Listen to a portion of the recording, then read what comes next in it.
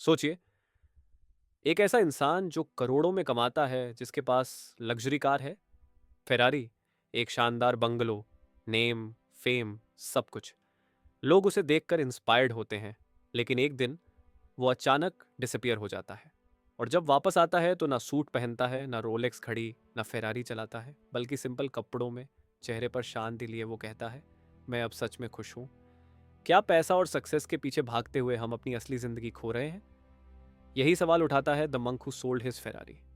Hello friends, welcome to better life, जहां हम आपके लिए लाते हैं दुनिया की सबसे इंस्पायरिंग और लाइफ चेंजिंग किताबों की आसान और दिलचस्प समरीज, वो भी हिंदी में। आज हम बात कर रहे हैं रॉबिन शर्मा की legendary book the monk who sold his Ferrari की। ये कोई आम सेल्फ हेल्प किताब नहीं है, ये एक इमोशनल और स्पिरिचुअल सफ़र है जो आपको सिखाता है कामयाबी के पीछे भागते भागते अगर इनर पीस खो जाए तो सब कुछ पाकर भी इंसान खाली रह जाता है। इस कहानी का मेन कैरेक्टर है जूलियन मैंटल, एक सक्सेसफुल लॉयर जिसकी लाइफ बाहर से परफेक्ट दिखती थी, लेकिन अंदर से वो टूट चुका था। एक हार्ट अटैक के बाद वो सब कुछ छोड़ देता है और निकल पड़ता है इंडिया की स्पिरिचुअल जर्नी पर, जहां उसे मिलते हैं वो 7 पावरफुल लेसन्स जो उसकी जिंदगी बदल देते हैं। इस वीडियो में हम उन्हीं 7 लाइफ चेंजिंग प्रिंसिपल्स को सिंप्लीफाई करके समझेंगे, जो आपको भी सिखाएंगे कैसे आप अपने स्ट्रेस को खत्म करें, अपने माइंड को कंट्रोल करें और एक पर्पसफुल और हैप्पी लाइफ जिए। तो चलिए शुरू करते हैं ये आई ओपनिंग और soul touching journey the monk who sold his Ferrari के साथ। Chapter 1, the wake up call. Julian Mantle एक बहुत ही सक्सेसफुल और रिच वकील था। महंगे इटालियन सूट्स, प्राइवेट जेट, लाल फेरारी और सेलिब्रिटी क्लाइंट्स, उसके पास सब कुछ था। लेकिन एक दिन कोर्ट रूम के बीचों बीच वह कोलैप्स कर गया। यह घटना सिर्फ फिजिकल ब्रेकडाउन नहीं थी, बल्कि उसकी लाइफ के अंदर चल रही इमोशनल और स्पिरिचुअल खालीपन का सिंबल थी। उसका लाइफस्टाइल पूरी तरह से इम्बैलेंस्ड था। दिन के 18 घंटे काम, स्लीपलेस नाइट्स, हेवी ड्रिंकिंग और अनहेल्थी ईटिंग हैबिट्स। धीरे धीरे उसका शरीर कमजोर होता गया और उसके चेहरे पर रिंकल्स और थकावट दिखाई देने लगी। लेकिन सबसे बड़ा नुकसान उसकी सोल को हुआ था। वो खुद को खो चुका था। जूलियन पहले ऐसा इंसान था जिसे लॉ में पैशन था, जिसे लगता था कि वह दुनिया में कुछ मीनिंगफुल बदलाव कर सकता है। लेकिन फेम और मनी की दौड़ में उसने वो सारी चीजें खो दी जो उसे अंदर से अलाइव रखती थी। उसका मैरिज टूट गया, रिश्ते खत्म हो गए और वो अकेला रह गया। बाहर से सब कुछ परफेक्ट दिखता था, लेकिन अंदर से वो कंप्लीटली एम्प्टी हो चुका था। इस चैप्टर का एसेंस यही है कि कभी कभी लाइफ हमें ऐसे मोड़ पर लाकर खड़ा कर देती है जहां हमें खुद से पूछना पड़ता है, क्या यही वो लाइफ है जो मैंने सोची थी? क्या मैं अंदर से सचमुच खुश हूं? जूलियन की हार्ट अटैक वाली घटना उसके लिए एक वेकअप कॉल थी, एक सिग्नल कि अब बदलाव जरूरी है। ये चैप्टर हमें ये सोचने पर मजबूर करता है कि सक्सेस सिर्फ बाहर की चीजों से नहीं आती। जब तक अंदर पीस और पर्पस ना हो, तब तक कोई भी अचीवमेंट अधूरी है। Chapter 2, the mysterious visitor. इस चैप्टर की शुरुआत होती है जूलियन की हार्ट अटैक के बाद की सिचुएशन से।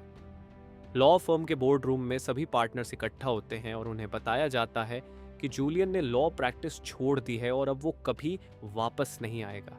ये खबर सबके लिए शॉकिंग होती है, लेकिन सबसे ज्यादा दर्द उस इंसान को होता है जो उसका सबसे करीबी दोस्त और मेंटी था। कहानी का नरेटर जॉन। जॉन बार बार हॉस्पिटल जाता है, लेकिन जूलियन उससे मिलने से मना कर देता है। वो किसी से नहीं मिलता, किसी का फोन नहीं उठाता। सबको लगता है कि जूलियन बस दुनिया से वैनिश हो गया है। फिर एक दिन खबर आती है कि जूलियन इंडिया चला गया है, अपने सारे पोजीशंस बेचकर, इंक्लूडिंग उसका लाल फेरारी। वो स्पिरिचुअल आंसर्स की तलाश में निकल गया है। 3 साल गुजर जाते हैं। जॉन अब एक फैमिली मैन है, थोड़ा मैच्योर और थोड़ा सिनिकल भी हो चुका है, लेकिन कभी कभी वो स्टिल जूलियन के बारे में सोचता है। कहाँ गया होगा, क्या कर रहा होगा। फिर एक दिन उसके ऑफिस में एक अजनबी आता है। Tall, muscular, glowing skin, peaceful eyes, और जॉन उसे पहचान ही नहीं पाता। लेकिन जब वो इंसान बोलता है तो उसकी आवाज से पता चलता है कि ये वही जूलियन मेंटल है, कंप्लीटली ट्रांसफॉर्म्ड, यंग, हेल्थी और एक अलग ही एनर्जी के साथ। जूलियन अब एक योगी जैसा लग रहा है, काल्म, ग्राउंडेड और फुल ऑफ लाइफ। उसका ट्रांसफॉर्मेशन इतना ड्रामेटिक है कि जॉन शॉक में पड़ जाता है। 3 साल पहले जो इंसान डेथ के करीब था, वो अब एक वॉकिंग इंस्पिरेशन बन चुका है। ये चैप्टर क्यूरियोसिटी क्रिएट करता है। जूलियन के साथ ऐसा क्या हुआ, उसने क्या सीखा और ये सब पॉसिबल कैसे हुआ, यही सस्पेंस आगे की कहानी को और इंटरेस्टिंग बनाता है। Chapter 3, the miraculous transformation of Julian Mantle. इस चैप्टर में जूलियन अपनी स्पिरिचुअल जर्नी की शुरुआत और ड्रामेटिक ट्रांसफॉर्मेशन की कहानी खुद जॉन को बताता है। वो बताता है कि हार्ट अटैक के बाद उसे एहसास हुआ कि उसका शरीर, दिमाग और आत्मा तीनों पूरी तरह टूट चुके थे। उसका इनर फायर बुझ चुका था और तभी उसने सब कुछ छोड़ने का फैसला किया। मैंशन, प्राइवेट जेट, फेरारी सब बेचकर वो निकल पड़ा इंडिया की तरफ, आंसर्स की तलाश में। इंडिया पहुंचकर उसने कई गांवों, मंदिरों और आश्रमों में घूम घूम कर स्पिरिचुअल मास्टर्स से ज्ञान लिया। उसे हर जगह प्यार और वार्मथ मिला, लेकिन जिस गहराई की तलाश थी वो अब भी बाकी थी। वो एक ऐसे सिस्टम की तलाश में था जो सिर्फ फिलॉसफी ना हो बल्कि प्रैक्टिकल हो, जिसे अपनी लाइफ में अप्लाई करके इंसान वास्तव में ट्रांसफॉर्म्ड हो जाए। 7 महीने बाद कश्मीर में उसकी मुलाकात होती है योगी कृष्णन से, एक और फॉर्मर लॉयर जो अब टेम्पल में रह रहा था। कृष्णन बताता है कि उसने भी अपनी बिजी और मीनिंगलेस लाइफ को पीछे छोड़कर सिंप्लिसिटी और सर्विस को चुना। वो जूलियन को एक खास ग्रुप के बारे में बताता है, the great sages of Siwana, जो हिमालयस में रहते हैं और जिनके पास वो रहस्य है जो जीवन को पूरी तरह बदल सकता है। कृष्णन उसे वार्न करता है कि हिमालय के ऊंचे इलाकों में पहुंचना बहुत कठिन है और कई लोग कोशिश में ही जान गंवा चुके हैं। लेकिन जूलियन अब ठान चुका था, वो उन्हें ढूंढेगा। फिर शुरू होती है जूलियन की सोलो यात्रा, बिना किसी मैप या गाइड के, सिर्फ इंट्यूशन के भरोसे। कई दिन चढ़ाई करने के बाद बर्फीली पहाड़ियों और डेंस जंगलों को पार करते हुए उसे दिखता है एक मिस्टीरियस फिगर, लाल रोब और नीली हुड में। जब जूलियन आवाज लगाता है तो वो व्यक्ति रुकता नहीं, लेकिन बाद में वो खुद ही जूलियन से बात करता है। वो व्यक्ति बताता है कि वो एक सिवाना सेज है। जब जूलियन अपनी पूरी स्टोरी, अपनी स्ट्रगल और सीखने की इच्छा बताता है तो सेज उसे अपने विलेज में आने का न्योता देता है, एक कंडीशन के साथ, जो विजडम तुम यहां सीखोगे उसे वेस्ट में जाकर दूसरों को भी बताना होगा। जूलियन ये प्रॉमिस करता है और उनके साथ चल पड़ता है, एक ऐसे रास्ते पर जो उसकी लाइफ को पूरी तरह से बदल देगा। Chapter 4, a magical meeting with the sages of Siwana. इस चैप्टर में जूलियन उस डिवाइन जगह पर पहुंचता है जहां द सेजेस ऑफ सिवाना रहते हैं। वो सेज जो उसे लेकर आया था, जिसका नाम बाद में पता चलता है योगी रामन, घंटों पैदल चलते हैं, घने जंगलों और ऊंची पहाड़ियों के बीच से होकर। आखिरकार वे पहुंचते हैं एक लश ग्रीन वैली में, एक ऐसी जगह जो चारों तरफ से हिमालयास और घने पेड़ों से घिरी हुई है, पूरी तरह से नेचर से भरी हुई, जैसे कोई जादुई दुनिया हो। जूलियन जब विलेज में पहुंचता है तो देखता है कि हर चीज फ्लावर्स से बनी हुई है, temple, huts, even decorative pieces. और जो मंक्स वहां रहते हैं वो सभी एकदम पीसफुल, एनर्जेटिक और खुश दिखते हैं। सबकी उम्र ज्यादा है लेकिन उनके चेहरे पे रिंकल्स नहीं है, बाल सफेद नहीं है और एनर्जी किसी यूथ जैसी है। सारे सेजेस लाल रोब्स में हैं, बिना किसी डिस्ट्रैक्शन के, पूरी फोकस के साथ अपने टास्क्स में लगे हुए हैं। महिलाएं गुलाबी साड़ियों में ग्रेसफुल ढंग से काम कर रही हैं। कोई टेम्पल सजाने में लगी है, कोई टैपेस्ट्री लटकाने में, कोई फायरवुड ला रही है। लेकिन सबसे खास बात यह थी कि वहां कोई भी टेंशन, एंजाइटी या हरी में नहीं था। हर कोई शांति और सिंप्लिसिटी के साथ जी रहा था। योगी रामन जूलियन को विलेज में इंट्रोड्यूस कराता है और फिर उसे एक छोटा सा फ्लावर फिल्ड हट देता है जिसमें सिर्फ एक बेड और एक खाली जर्नल होता है। वहीं से शुरू होती है जूलियन की नई जिंदगी, एक ऐसी लाइफ जहां ना लग्जरी है ना केओस, बस शांति, सिंप्लिसिटी और रियल जॉय। इस चैप्टर का पूरा एसेंस यही है कि सच्ची खुशी और इनर पीस बाहर की चीज़ों में नहीं होती, बल्कि एक बैलेंस्ड, नेचुरल और पर्पसफुल लाइफ में होती है। जूलियन को पहली बार यह महसूस होता है कि उसने जो खोया था वो उसे अब धीरे धीरे वापस मिलने लगा है। कनेक्शन विद सेल्फ, स्टिलनेस और एक नया sense of purpose. Chapter 5, a spiritual student of the sages. इस चैप्टर में जूलियन एक स्टूडेंट बन जाता है, एक स्पिरिचुअल स्टूडेंट जो पूरी श्रद्धा और क्यूरियोसिटी के साथ ज्ञान को अब्जॉर्ब करना चाहता है। सिवाना में रहकर वो अब सिर्फ ऑब्जर्व नहीं कर रहा बल्कि एक्टिवली सीख रहा है, खासकर योगी रमन से, जो सिर्फ टीचर नहीं बल्कि एक पिता समान बन जाते हैं। हर सुबह सनराइज से पहले जूलियन और योगी रमन बैठते और बातचीत होती लाइफ के डीपर ट्रूथ्स पर, जैसे सेल्फ मास्टरी, पर्पस, बैलेंस और एनर्जी को कैसे मेंटेन किया जाए। योगी रमन जूलियन को प्राचीन तकनीकें सिखाते हैं जो शरीर, मन और आत्मा तीनों को पुनर्जीवित करती हैं। मेडिटेशन, ब्रेथ कंट्रोल, डिसिप्लिन और सेल्फ अवेयरनेस, ये सब रोज का हिस्सा बन जाता है। जूलियन को धीरे धीरे अपने अंदर बदलाव महसूस होने लगता है। कुछ हफ्तों में ही वो खुद को एकदम अलग महसूस करता है। छोटे छोटे नेचर के मोमेंट्स, जैसे बारिश के बाद स्पाइडर वेब या रात का चांद, उसे वंडर से भर देते हैं। उसका माइंड काम हो जाता है, क्रिएटिविटी बढ़ती है और एनर्जी पहले से कहीं ज्यादा महसूस होती है। फिजिकली भी वो एकदम ट्रांसफॉर्म हो जाता है। पहले जो उसका ओवरवेट और थका हुआ बॉडी था, वो अब लीन और एनर्जेटिक हो गया है। उसके चेहरे पर ग्लो है, आंखों में स्पार्कल है और दिल में पीस। वो खुद को पावरफुल, अलाइव और पर्पसफुल महसूस करता है। योगी रमन उसे ये भी सिखाते हैं कि सेल्फ केयर सिर्फ लग्जरी नहीं बल्कि ज़रूरत है। अगर इंसान खुद से प्यार नहीं करेगा तो वो दूसरों से कैसे जेन्युइनली कनेक्ट कर पाएगा? अगर खुद खुश नहीं है तो किसी और को कैसे खुशी दे पाएगा? ये चैप्टर एक पावरफुल रिमाइंडर है कि लाइफ को ट्रांसफॉर्म करने के लिए बाहर कुछ बदलने की ज़रूरत नहीं, बल्कि अंदर के सिस्टम को अपग्रेड करने की ज़रूरत होती है। हैबिट्स, थॉट्स, प्रायोरिटीज और एटीट्यूड को। Chapter 6, the wisdom of personal change. इस चैप्टर में जूलियन जॉन के घर आता है और पहली बार अपने ट्रांसफॉर्मेशन के डीपर विजडम को डिटेल में शेयर करना शुरू करता है। अब तक जॉन क्यूरियस था लेकिन स्केप्टिकल भी। उसे यकीन नहीं हो रहा था कि जो इंसान कभी कोर्ट रूम का किंग था, वो अब एक मंक जैसा कैसे दिख रहा है। लेकिन जूलियन उसे समझाता है कि ये सब एक्सटर्नल नहीं बल्कि इनर शिफ्ट का नतीजा है। जूलियन अपने कपड़ों, रेड रोब और प्रेयर बीड्स के बारे में बताता है और फिर जॉन को एक शॉर्ट बट मीनिंगफुल लेसन देता है, इम्प्टी और कप। जब तक दिमाग पुरानी धारणाओं और डाउट से भरा रहेगा, नया विजडम उसमें अब्सॉर्ब नहीं होगा। ये मैसेज सीधा और सिंपल है। सच सीखना है तो खुद को खाली करना होगा। इसके बाद जूलियन प्रॉमिस करता है कि वो अगले 1 महीने में जॉन को वो सारी नॉलेज सिखाएगा जो उसने सिवाना में सीखी, लेकिन एक कंडीशन के साथ, तुम्हें इस नॉलेज को दूसरों के साथ भी बांटना होगा ताकि और लोग भी अपनी लाइफ ट्रांसफॉर्म कर सकें।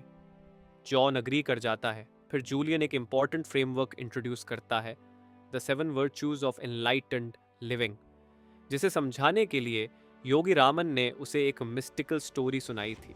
वह कहानी कुछ ऐसी है। एक बहुत ही सुंदर और शांत गार्डन है जहां एक बड़ा सा लाल लाइट हाउस खड़ा है।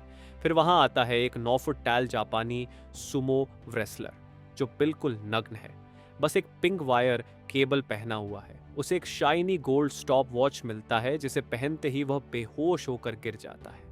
लेकिन फिर कुछ येलो रोजेस की खुशबू उसे होश में लाती है और वह उठकर एक डायमंड स्टडेड पाथ पर चल देता है जो उसे एवरलास्टिंग हैप्पीनेस की ओर ले जाता है। यह कहानी सुनकर जूलियन भी पहले कंफ्यूज्ड हुआ था, लेकिन योगी रामन ने समझाया कि इस पूरी स्टोरी में हर सिंबल एक डीप प्रिंसिपल को रिप्रेजेंट करता है और यही है वो 7 फंडामेंटल वर्च्यूज जिनसे कोई भी इंसान अपनी लाइफ को पूरी तरह से चेंज कर सकता है। इस चैप्टर का कोर मैसेज यह है कि बदलाव संभव है, लेकिन उसके लिए ओपननेस, डिसिप्लिन और सही डायरेक्शन चाहिए। और अगर कोई इंसान जेन्युइनली सीखने को तैयार है तो वो एक्स्ट्रॉर्डिनरी ट्रांसफॉर्मेशन ला सकता है, जैसे जूलियन ने किया। Chapter 7, a most extraordinary garden. इस चैप्टर में जूलियन उस मिस्टिकल कहानी को डिकोड करना शुरू करता है जो योगी रामान ने उसे सिखाई थी, और उसका पहला सिंबल है द मैग्निफिसेंट गार्डन। ये गार्डन सिंबल है हमारे माइंड, मन का। योगी रामान ने सिखाया कि हमारा माइंड एक फर्टाइल गार्डन की तरह है। अगर हम इसमें अच्छे सीड्स, पॉजिटिव थॉट्स बोएंगे तो ये सुंदर फ्लावर्स की तरह ग्रो करेंगे। लेकिन अगर हम इसमें नेगेटिव थॉट्स, वरीज और फियर्स भर देंगे तो ये वीड्स गंदगी की तरह फैल जाएंगे और पूरे माइंड को खराब कर देंगे। जूलियन समझाता है कि ज़्यादातर लोग अपने माइंड की प्रोटेक्शन नहीं करते। वो अलाउ करते हैं कि यूजलेस वरीज, मीडिया, नॉइज और लोगों की नेगेटिविटी उनके मन में बढ़ती जाए, जिससे क्लैरिटी, पीस और क्रिएटिविटी दब जाती है। इसीलिए पहला प्रिंसिपल ये है, guard your mind like a fortress. इसके बाद वह 2 पावरफुल टेक्निक्स बताता है जो सेजेस डेली यूज करते हैं। एक, the heart of the rose technique, एक सिंपल पर पावरफुल ध्यान अभ्यास। एक रोज फ्लावर को सामने रखो और पूरी कंसंट्रेशन के साथ सिर्फ उसकी ब्यूटी को ऑब्जर्व करो, उसके पेटल्स, उसकी रंगत, उसकी शेप। माइंड बार बार भटकेगा, लेकिन आपको जेंटली वापस फोकस लाना है। ये टेक्निक्स कंसंट्रेशन, काल्मनेस और मेंटल कंट्रोल डेवलप करती है। 2, ऑपोजिशन थिंकिंग। जब भी कोई नेगेटिव थॉट आए, जैसे मैं ये नहीं कर सकता, तो तुरंत उसे रिप्लेस करो एक पॉजिटिव थॉट से, मैं केपेबल हूं, मैं इसे ट्राई करूंगा। यह टेक्निक माइंड को रीवायर करती है ताकि वो ऑटोमेटिकली स्ट्रांग और पॉजिटिव डायरेक्शन में सोचे। इसके अलावा जूलियन बताता है कि माइंड का फोकस और इमेजिनेशन बहुत पावरफुल टूल्स हैं। अगर हम रोज 10 से 15 मिनट कॉन्शियस अपने गोल्स, ड्रीम्स और पॉजिटिव सिचुएशंस की विजुअलाइजेशन करें, तो माइंड उस डायरेक्शन में काम करना शुरू कर देता है। जैसा हम सोचते हैं वैसा ही हम बनने लगते हैं। इस चैप्टर का कोर मैसेज है, as you sow in your mind so shall you reap in your life. मतलब आप अपने थॉट से ही अपनी रियलिटी क्रिएट करते हैं। इसलिए माइंड को साफ, फोकस्ड और पॉजिटिव बनाए रखना ही एक एक्स्ट्रॉर्डिनरी लाइफ की पहली कंडीशन है। Chapter 8, kindling your inner fire. इस चैप्टर में जूलियन मिस्टिकल स्टोरी का दूसरा सिंबल एक्सप्लेन करता है, the towering red lighthouse, जो सिंबल है पर्पस, जीवन का उद्देश्य का। योगी रामन ने सिखाया कि हर इंसान के अंदर एक खास पर्पस होता है, एक यूनिक मिशन जिसे पूरा करने के लिए वो इस दुनिया में आया है। लेकिन ज्यादातर लोग बिना डायरेक्शन के जीते हैं, बस रूटीन में उलझे रहते हैं, और इसी वजह से उनकी लाइफ में ना सेटिस्फैक्शन होता है, ना एक्साइटमेंट। रेड लाइट हाउस इस बात का सिंबल है कि जब हमें अपनी डेस्टिनेशन पता हो तो हम किसी भी तूफान या डिस्ट्रैक्शन से नहीं भटकते, हम स्टेडी रहते हैं। जूलियन बताता है कि सिवाना सेजेस का हर इंसान क्रिस्टल क्लियर था कि वो अपनी लाइफ से क्या चाहता है। उनके पास रिटन गोल्स थे और हर दिन वो उस डायरेक्शन में छोटा सा कदम जरूर उठाते थे। फिर वो एक टेक्निक सिखाता है, 5 कदम, मेथड फॉर अटेनिंग गोल्स। 1, स्पष्ट रूप से अपना लक्ष्य परिभाषित करें। विवशता को छोड़ो, विशिष्ट बनाओ। जैसे मैं फिट बनना चाहता हूं नहीं, बल्कि मैं अगले 30 दिन में फिट हो जाऊंगा, 3 किलो वेट कम करूंगा। 2, क्रिएट पॉजिटिव प्रेशर। खुद पर कमिटमेंट डालो, पब्लिकली डिक्लेयर करो या किसी को इन्वॉल्व करो ताकि आप खुद को अकाउंटेबल मानो। 3, अटैच टाइमलाइन। गोल को बिना डेडलाइन के छोड़ देना एक तरह से उसे टालने का तरीका है, टाइम लिमिट क्लैरिटी देती है। 4, apply the magic rule of 21। अगर आप किसी नए हैबिट को 21 दिन तक लगातार प्रैक्टिस करते हैं तो वो परमानेंट बन जाती है। 5, एंजॉय द प्रोसेस। केवल डेस्टिनेशन पर फोकस मत करो, जर्नी को भी एंजॉय करना सीखो। इसके अलावा जूलियन ये भी कहता है कि लाइफ में एनर्जी तभी आती है जब पैशन हो।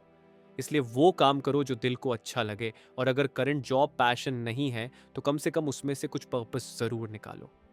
इस चैप्टर का मैसेज क्लियर है, live with purpose, set meaningful goals, move with direction and reignite that fire that once made you feel alive. Chapter 9, the ancient art of self leadership. इस chapter में Julian mystical कहानी के तीसरे symbol को explain करता है, the 9 foot tall Japanese sumo wrestler. यह symbol है सेल्फ लीडरशिप और काइजेन का, यानी अपनी लाइफ की जिम्मेदारी खुद लेना और लगातार ग्रोथ करना। योगी रमन ने सिखाया कि दुनिया का सबसे बड़ा लीडर वो होता है जो खुद को लीड करना जानता है। इसका मतलब है अपनी थिंकिंग हैबिट्स और इमोशंस पर कंट्रोल रखना, और यही मास्टरी आपकी आउटर वर्ल्ड को भी ट्रांसफॉर्म करती है।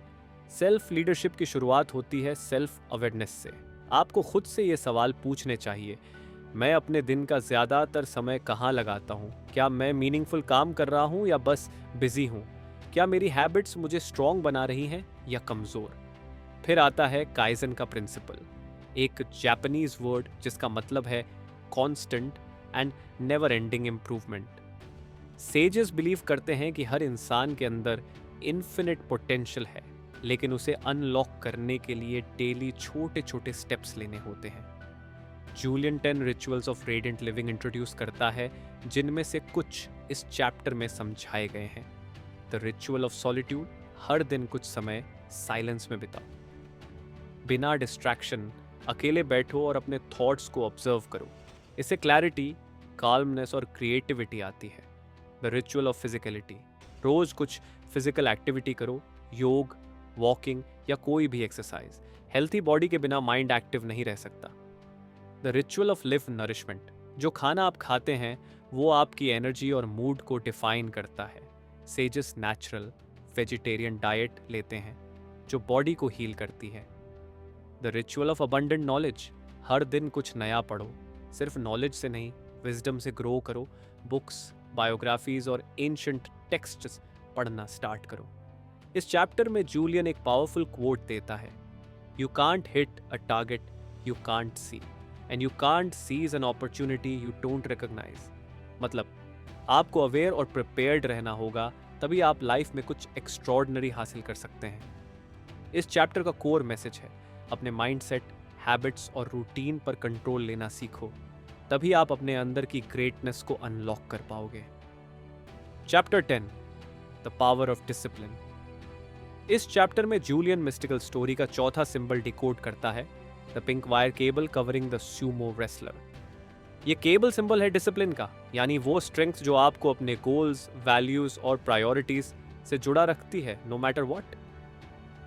योगी रमान ने समझाया कि बिना डिसिप्लिन के कोई भी अचीवमेंट सस्टेनेबल नहीं हो सकती। टैलेंट, इंटेलिजेंस या डिजायर तभी काम आते हैं जब आप उन्हें कंसिस्टेंट एफर्ट के साथ कंबाइन करते हो, और उसके लिए डिसिप्लिन जरूरी है।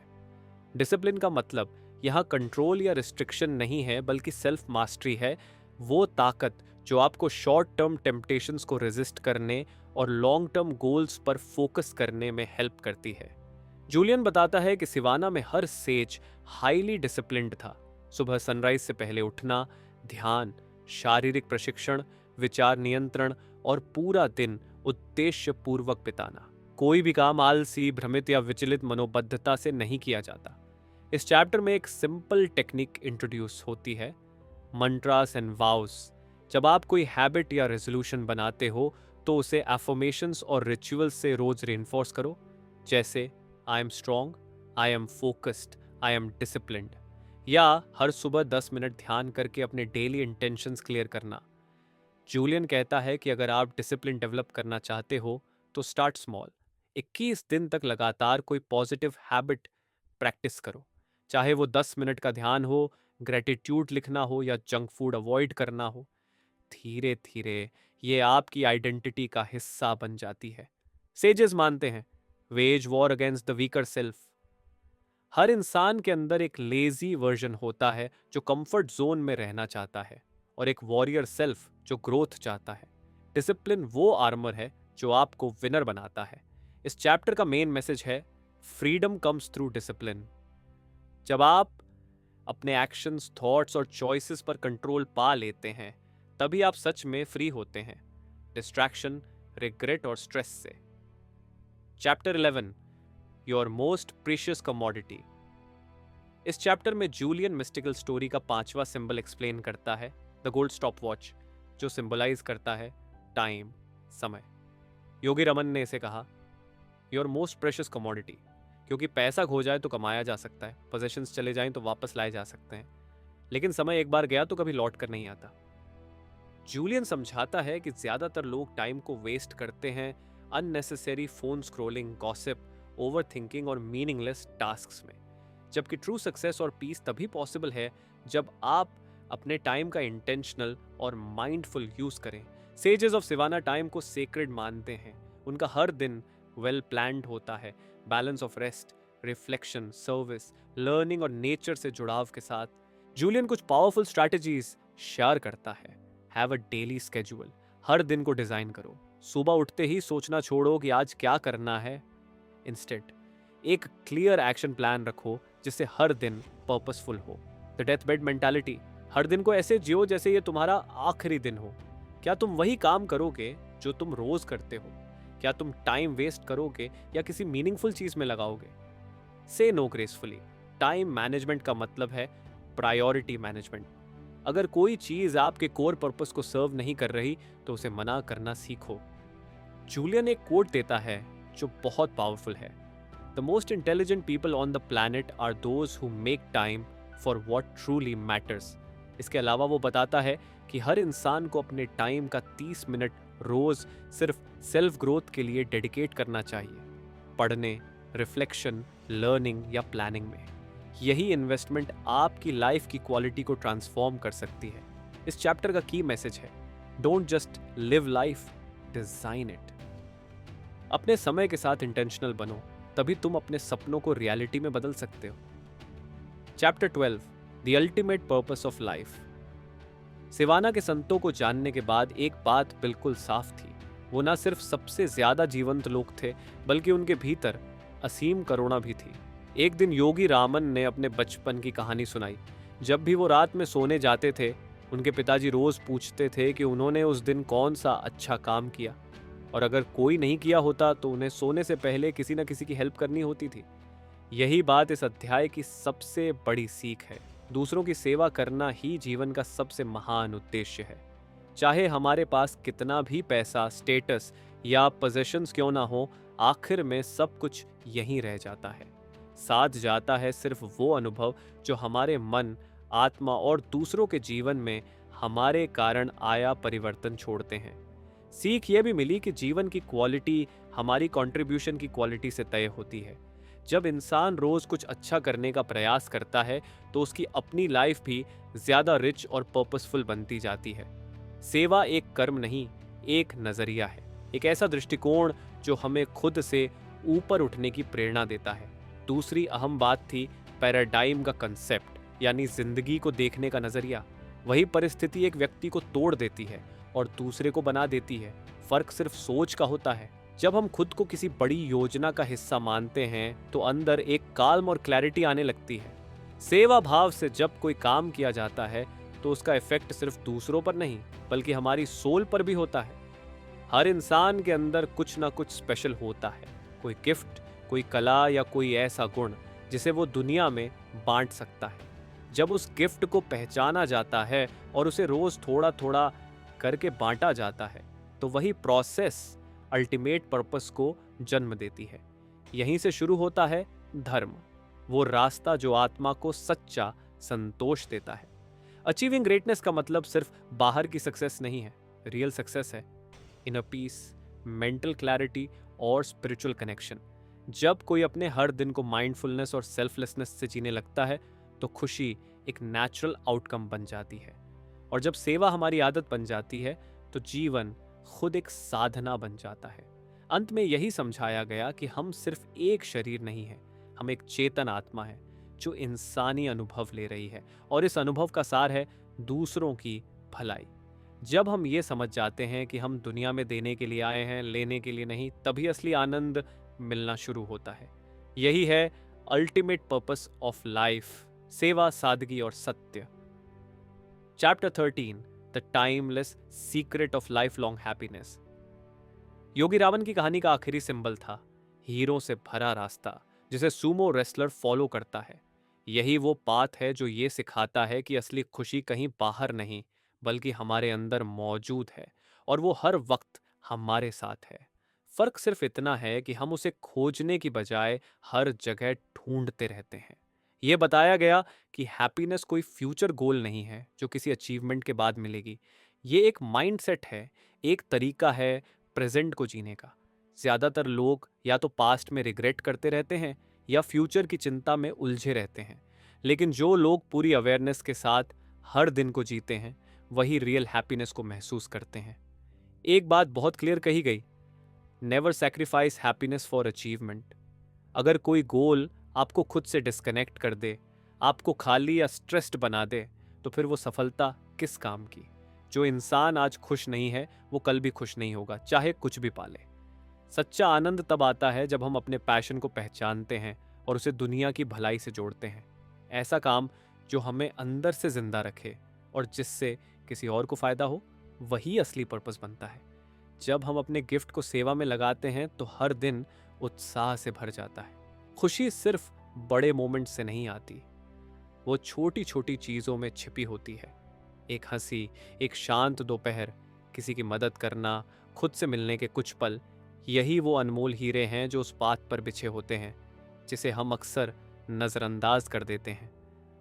संतों की टीचिंग थी कि सिंप्लिसिटी, ग्रैटिट्यूड और प्रेजेंस, यही तीन स्तंभ हैं जो लाइफ लॉन्ग हैप्पीनेस को संभव बनाते हैं। कम चीज़ों में कंटेंट रहना, हर दिन के लिए थैंकफुल होना और बीते कल या आने वाले कल में नहीं बल्कि आज में जीना, यही वो टाइमलेस सीक्रेट है जिसे जानकर हर इंसान शांत, प्रसन्न और संतुलित जीवन जी सकता है। अंत में एक सिंपल मैसेज दिया गया, जिंदगी एक प्रेशियस गिफ्ट है, इसे स्पीड में नहीं, अवेयरनेस में जीना है। हर दिन की शुरुआत ग्रेटफुल हार्ट से करो और हर रात ये सोचकर सो कि आज कुछ अच्छा किया। यही है वो हीरो वाला रास्ता और यही है असली स्थायी खुशी की चाबी। कंक्लूजन।